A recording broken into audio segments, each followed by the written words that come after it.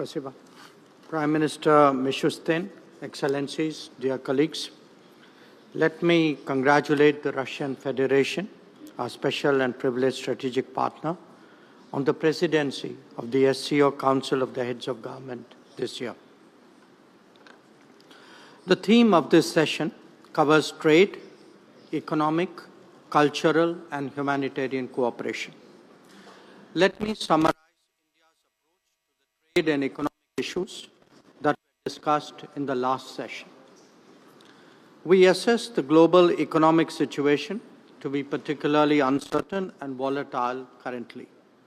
Supply-side risks have been aggravated by demand-side complexities. There is consequently an urgent requirement to de-risk and diversify. This is best done by as many of us forging the widest possible economic links. For that to happen, it is essential that this process be fair, transparent, and equitable. India's endeavors to conclude free trade arrangements with many of you here are relevant. Regarding culture, India's long-standing historical ties with SCO members makes it particularly pertinent. Against this backdrop, Prime Minister Modi proposed at the Tianjin SCO Summit to launch an SCO Civilizational Dialogue Forum. As a civilizational state, India strongly believes that people-to-people exchanges lie at the core of any genuine relationship.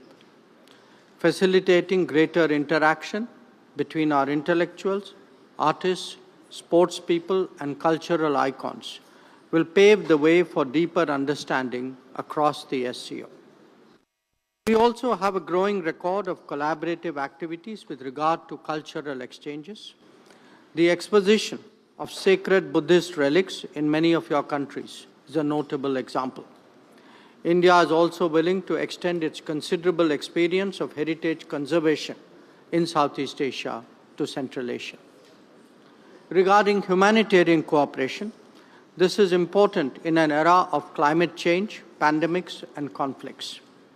Recognizing that, we have provided cancer treatment equipment to some SCO members.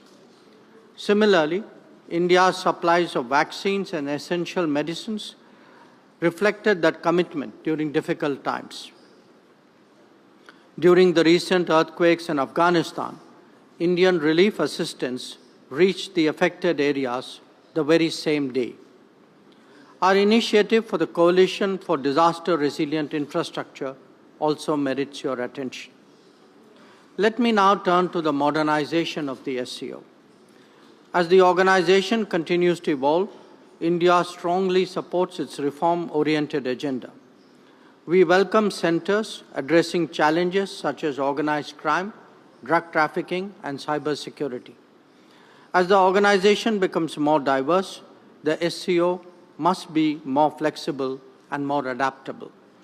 To this end, the long-delayed decision to make English an official language of the SCO must be prioritized. Colleagues, Excellencies, we all recognize that the SCO must keep up with contemporary changes. That must be reflected in fresh thinking and new collaborations. India's initiatives, such as the SCO Special Working Group on Startups and Innovation and the SCO Startup Forum, are good examples. They are aimed at promoting innovation and creativity, especially targeting the younger generation. Similarly, the recent SCO's Young Authors Forum in New Delhi is a good way of strengthening people-to-people ties. Excellencies, we must never forget that the SCO was founded to combat the three evils of terrorism, separatism, and extremism. These threats have become even more serious in the years that have passed.